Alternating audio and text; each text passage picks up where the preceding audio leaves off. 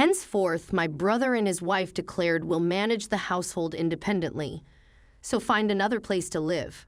My mother, aligning herself with their decision, treated me as an impediment. Do they comprehend who has been footing the bills for the house? I never anticipated such disrespect. In the recesses of my mind, I resolved to take certain actions. I go by the name Carrie, a 30-year-old woman. Currently, I reside in my parents' home after returning from college.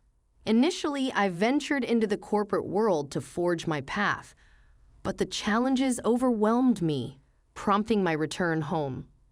While initially navigating unemployment, I explored work-from-home opportunities. Armed with a scientific background, I embarked on a freelance engineering career, commencing with modest projects. The income was meager, yet the experience of working independently was profoundly meaningful. In stark contrast to conventional employment, I could generate ample income without excessive social interaction. As my confidence grew, so did my workload and earnings. Within a year, my income rivaled that of a regular corporate employee. However, the predicament lay in my parents' understanding, especially my mother's reluctance to embrace my work-from-home lifestyle. My father grasped my explanation, but my mother, rooted in traditional beliefs, harbored apprehensions about what she couldn't fathom.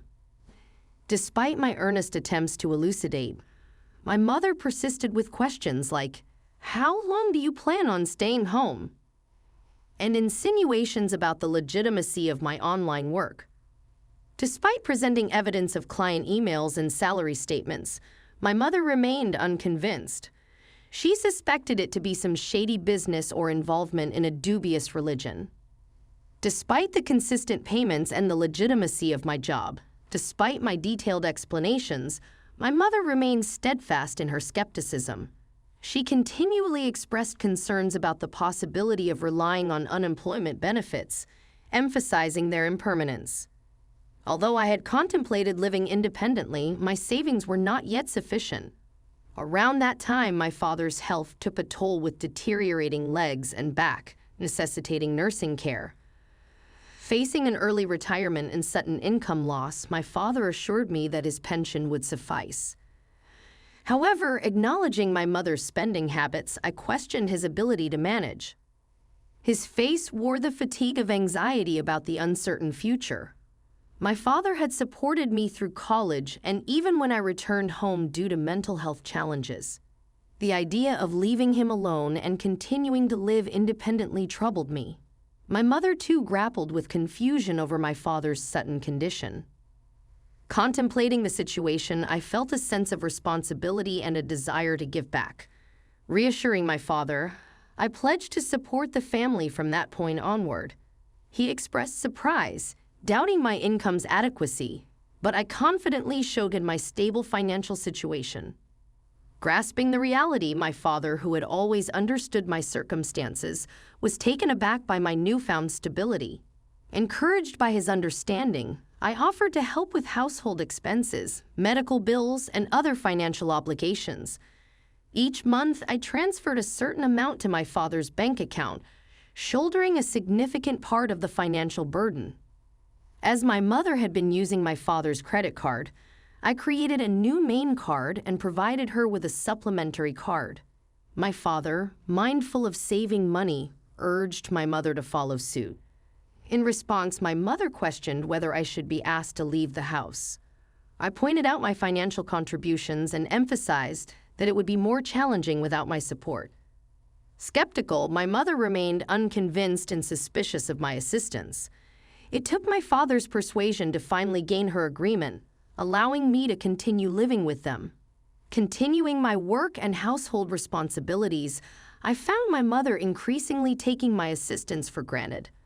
Her strictness intensified with constant remarks about the speed of my chores. "Can't you finish your chores faster?" she would complain.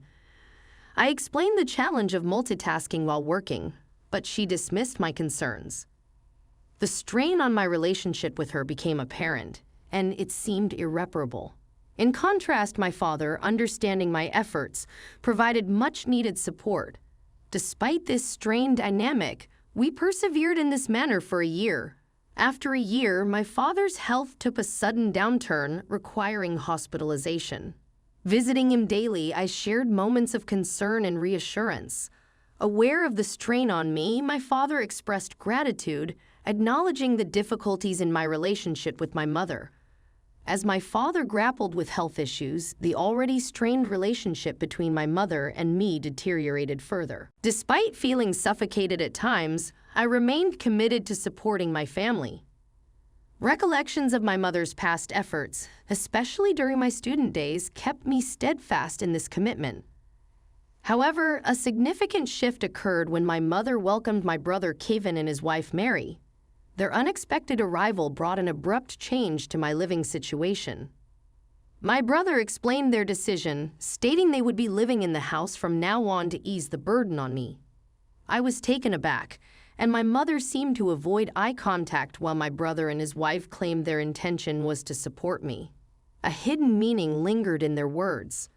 My mother, expressing gratitude, subtly hinted at my need to contribute more to the household. Despite the surprise, I learned that my brother, a graduate of a prestigious college, had joined a reputable company. The unexpected turn of events left me questioning the true motives behind my brother and his wife's presence in our home. Certainly, he must have been earning a substantial salary, but I too was diligently pursuing my own endeavors. I wondered if they could manage without my contributions. Transitioning into a new life at home with my brother and his wife proved to be more demanding than anticipated. "Wake up, Perry. Make breakfast." My brother's wife hollered, banging on my door. Fully awake and already engrossed in my work as a morning person, I explained that I was already up and working. Despite my work commitments, they insisted that I prepare breakfast. "Get on with it and get breakfast ready," she demanded. I reluctantly forced myself to assist, considering our family's usual morning freedom. Typically, we enjoyed meals at our own pace, especially when my mother and brother's wife were present. I presumed it was customary for the wife to prepare breakfast for her husband. However, my sister-in-law insisted on cooperation, and I reluctantly joined them in the kitchen.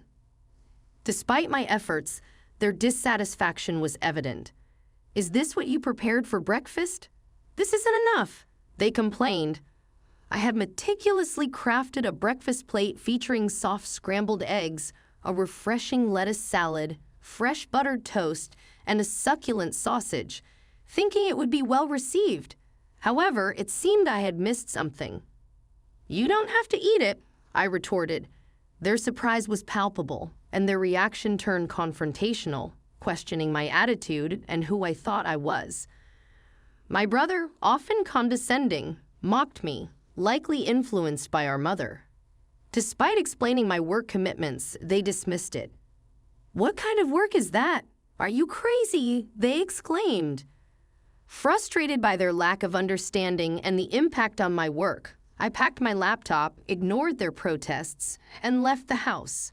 As I departed, my brother's voice echoed in the background, demanding to know where I was going. Ignoring the question, I proceeded to my father's hospital room. As I hurried into my father's hospital room, his surprised gaze met mine. "Carrie, what's wrong? You seem flustered," he observed. I recounted the recent incident, and my father, wearing a surprised expression, responded, "I didn't know they were. I'm sorry, Carrie. Don't worry about it. You can choose your own way of life." Feeling lost, I expressed concern that my mother might feel more comfortable if my brother Kevin were at home. However, my father reassured me, "You don't need to be in a place where you don't feel comfortable. All I want is for you to live happily. Live your life the way you want to live." Encouraged by my father's words, I decided to leave home. Upon returning that evening, I encountered a tense scene resembling a movie. The serious faces of my mother, brother, and sister-in-law greeted me. My brother accused me of not being at work, forcing him to take the day off. Inwardly questioning the responsibility of easily taking time off work, their voices escalated, culminating in my brother demanding, "Get out of here. From now on, the three of us will live together. If you don't want to stay, please leave." We don't need an overbearing presence like you to support us." It was a shocking statement, and I replied in surprise. "Why?" Ignoring my protests, my brother and his wife insisted on my departure, declaring that I was no longer needed. In the absence of our father, my mother, aligning with their sentiments, regarded me as a hindrance. The frustration intensified as they dismissed my involvement in the family's finances and prioritized their own concerns. Enraged by their insensitivity, I devised a plan. Initially, I transferred the money linked to the credit card my mother used daily to another account under my management. This subtle move aimed to surprise my mother when she could no longer access her credit card. I initiated a money transfer from my father's account, a crucial pillar supporting the family's financial stability. However, I ensured that only my father's medical expenses could be withdrawn from this separate account, unbeknownst to my mother. Consequently, a significant financial burden now rested on my brother and his wife. Though unaware of the intricate details of my brother's income, I was certain that he would feel the weight more than ever. After completing the necessary formalities, I gathered my belongings and declared my departure, saying, "I'm leaving this place." To my surprise, my mother, brother, and sister-in-law, who had been relentlessly harassing me, looked taken aback. Their astonishment revealed that they hadn't anticipated my decisive action, although from the expressions on their faces, it seemed they were secretly enjoying the moment. As I announced my departure, they belittled me, expressing their relief. "You're finally leaving. We've never dealt with such a troublesome person. You're not coming back, are you?" In response, I asserted, "Of course not. Don't contact me." They smiled as I left the house, but I couldn't help but wonder what they would think after I had left. Embarking on a new life in a tranquil environment, I found solace and the freedom to enjoy my own time. Refreshed and focused, I immersed myself in my work. However, as expected, a call from my brother disrupted the peace. "I told you not to contact me. What's wrong?" I questioned. His voice conveyed surprise and urgency as he inquired about my involvement in the family's financial transactions. Confirming my role, I reminded him that I had mentioned my work several times, but neither he nor our mother had believed me. Expressing confusion, he admitted, "Well, Mom said a lot of things, and I was a little confused." Refusing to acknowledge that it wasn't my fault, he revealed a financial predicament. With my absence, they struggled to manage expenses, and my mother's spending had exacerbated the situation. Though sympathetic, I asserted, "I was able to support you in many ways because I was at home. I'm not there anymore, so you have to handle it, Carrie." I found myself in an unexpected situation when my brother urgently requested assistance in transferring money to his bank account. Perplexed, I asked if he was joking, given that he worked for a sizable company. However, to my surprise, my brother confessed that he had been fired from his job due to a significant mistake. His revelation left me speechless, and I realized that he might have returned to our parents' house, assuming there was enough money available. Perhaps he relied on the notion of a stable pension following our father's retirement. Wanting to enlighten my brother about my financial contributions to the household, I found amusement in the thought of his astonishment upon learning the truth. His wife and my mother joined the plea for financial aid, claiming they were on the verge of running out of savings. My mother even revealed that my father refused to contribute to household finances any longer. In response, I firmly declared that I had supported them enough, urging them to work hard and support themselves. I severed communication, emphasizing my decision to distance myself from their financial struggles. My father, recognizing the strain in his relationship with my mother, consulted a lawyer and opted for a quieter life in a different place. While I continued to visit my father daily, a friend shared my brother's recent struggles. He had moved into a modest apartment, leading a frugal life. My mother, once a homemaker, faced challenges in her sudden job, while my brother found it difficult to adapt to the opinions of his colleagues. Despite his wife's efforts, she succumbed to the pressure and departed, leaving my brother and mother to navigate their challenges together. Concerns lingered for my mother, who maintained her habit of overspending, accumulating debts. However, I recognized my limitations in offering assistance, focused on my own endeavors. I worked diligently in a comfortable living space, gradually acquiring more resources. Contemplating new ventures, I aimed to spend quality time with my cheerful father, appreciating every moment with him.